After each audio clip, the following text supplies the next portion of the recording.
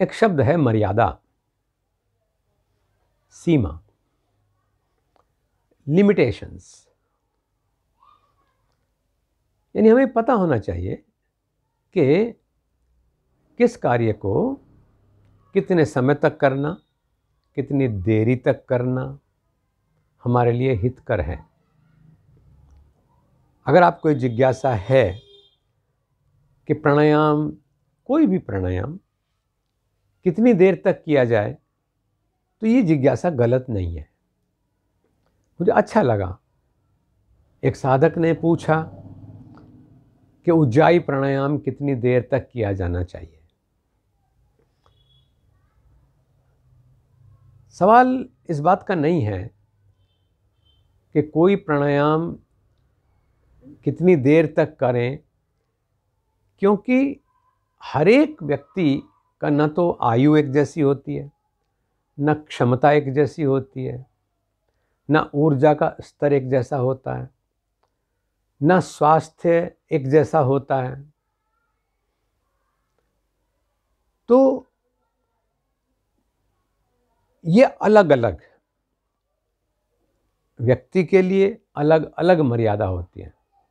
अक्सर ऐसा होता है कि चाहे तो खान पान की बात हो, चाहे अभ्यास की बात हो, जिस क्रिया का भी हमें थोड़ा सा प्रभाव देखने को मिलता है, तो ये स्वाभाविक है कि उसके प्रति हमारा उत्साह बढ़ जाता है। और जब उत्साह बढ़ता है तो हम उसे और अधिक लाभ लेने की चाह में अभ्यास का समय बढ़ाते चले जाते हैं। लेकिन ऐसे में हमें ये नहीं भूलना चाहिए कि हमने ये क्रिया शुरू क्यों की थी। चाहे वो सूर्य नमस्कार है, चाहे वो चक्र आसन है, चाहे वो वृश्चिक आसन है, चाहे वो मयूर आसन है, या प्राणायाम में विभिन्न प्राणायाम हैं, तो उनका उद्देश्य अगर हमारा पूरा हो रहा है तो इसका मतलब उतना समय किया जाना पर्याप्त है। क्योंकि केवल इसलिए हम किसी अभ्यास को बढ़ाते चले जाएं कि इससे मुझे कोई नुकसान नहीं है और ये मुझे अच्छा लग रहा है, तो स्वाभाविक है कि जो योग की समस्त क्रियाएं हैं, यानी आपका एक साधना क्रम है, अभ्यास क्रम है, वो पूरा नहीं हो सकता और बहुत सारे लाभों से आप वंचित भी रह जाते हैं। प्राणायाम, एक ही प्राणायाम आप जीवन भर किए चले जाएं तो न तो ये संभव है, ना ये हितकर है और ना ही ये उचित है। केवल एक प्राणायाम ऐसा है जिसको आप कहते हैं कि ये तो हमेशा हम कर सकते हैं, और इसीलिए जो हमेशा करने लायक चीज़ है, सांस हमेशा लेना है, उसको लेना और छोड़ना हमें आना चाहिए। तो उस दृष्टिकोण से, और शरीर को निर्मल भी हमें रखना है, हमारे अंदर के सिस्टम्स को भी निर्मल रखना है, तो उसके दृष्टिकोण से नाड़ी शोधन प्राणायाम सबके लिए हमेशा करने का विधान दे दिया गया।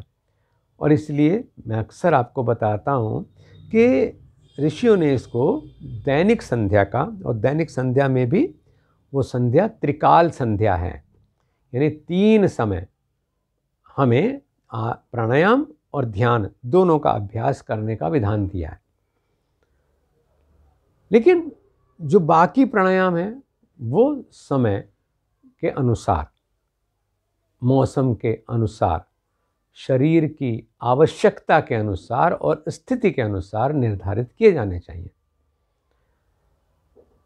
इतने सब के बाद भी आपकी जिज्ञासा इसलिए उचित है कि हम जब कहें कितने समय करें, कितनी देरी तक करें, तो इतना तो हमें पता होना चाहिए कि कम से कम उतनी देरी तक हमें अभ्यास प्राणायाम का ज़रूर करना चाहिए जितने में एक प्राणायाम इफ़ेक्टिव होता है।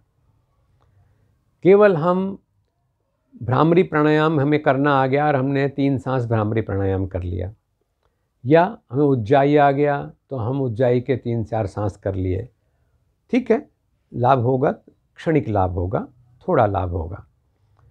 लेकिन अगर किसी भी प्राणायाम का हम पूरा पूरा प्रभाव शरीर के ऊपर होने देना चाहते हैं तो फिर एक प्राणायाम को 7 से 10 मिनट तक की अवधि तो कम से कम हमको करनी ही चाहिए। जो प्रेस्क्राइब है हमारे लिए, हमारे आचार्य ने, योग के विशेषज्ञ ने हमें प्रेस्क्राइब किया है कि आपकी समस्या में ये प्राणायाम हितकर हैं। विद्यार्थियों को प्रखरता के लिए ये प्राणायाम हितकर है, हाई ब्लड प्रेशर वाले के लिए दूसरा प्राणायाम हितकर है, थायराइड के लिए अलग प्राणायाम हितकर है, ब्रेन के लिए कोई और प्राणायाम, जो भी प्राणायाम सुझाया तो उसका अभ्यास आपको लंबे समय तक, जब तक आपका लक्ष्य पूरा नहीं होता तब तक, और कम से कम 7 से 10 मिनट, यानी 10 मिनट तक का अभ्यास संतुलित अभ्यास है, उतना समय प्राणायाम को आप दें। तो फिर अगर आप 10 मिनट प्राणायाम करते हैं, 10 मिनट एक प्राणायाम, यानी नाड़ी शोधन प्राणायाम आप कर रहे हैं या उज्जाई प्राणायाम कर रहे हैं, तो और फिर वो 10 मिनट होना चाहिए। 10 मिनट करेंगे तो उसका लाभ आपको होना शुरू हो जाएगा।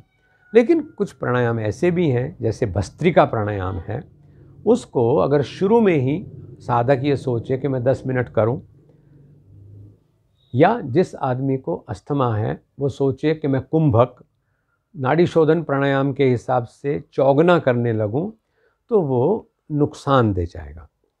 यहाँ पर हमें अंततः ये मानना ही होता है कि कितने भी आपको हम सैद्धांतिक जानकारी दे दें, लेकिन अंततः गुरुपदिष्ट मार्गेण योगमेव समभ्यसेत। अनुभव वृद्ध गुरु के सामने अपना, जैसे मकान बनाने से पहले आप प्लॉट का पूरा नक्शा उसको दे देते हैं, दिशाओं का ज्ञान दे देते हैं, साइज डायमेंशंस दे देते हैं, तो तब जा कर के नक्शा अच्छा बनता है। तो ऐसे ही अनुभव वृद्ध गुरु के सामने कहते हैं दाई से पेट नहीं छिपाया जाता, डॉक्टर से समस्याएं नहीं छिपाई जाती, गुरु से भी समस्याएं नहीं छिपाई जाती। अगर हम छिपाएंगे तो हम उतना ही नुकसान उठा जाएंगे। तो इसलिए जब अपना योग साधना का अभ्यास क्रम बनवाएं तो अपने आप को पूरी तरह से उनके सामने खोल करके रखें, जिससे कि वो आपकी स्थिति में अपने आप को खड़ा करके और अपने अनुभव की कसौटी में आपके लिए अभ्यास क्रम तय कर दें। तब फिर ये होगा कि कौन सा अभ्यास कितनी देर किया जाना चाहिए। लेकिन ये सत्य है कि उतना समय हमें ज़रूर देना चाहिए जितना हम नियमित दे सकते हैं, ये हमें ध्यान रखना चाहिए। और ये भी सत्य है कि जब आप किसी भी प्राणायाम को ठीक से सीख लेते हैं और ठीक से करने लगते हैं तो उसका पूर्ण प्रभाव होने देने के लिए आपको प्रतिदिन 10 मिनट का अभ्यास प्राणायाम का करना ही है, ऐसा संकल्पित होकर के अभ्यास करना चाहिए।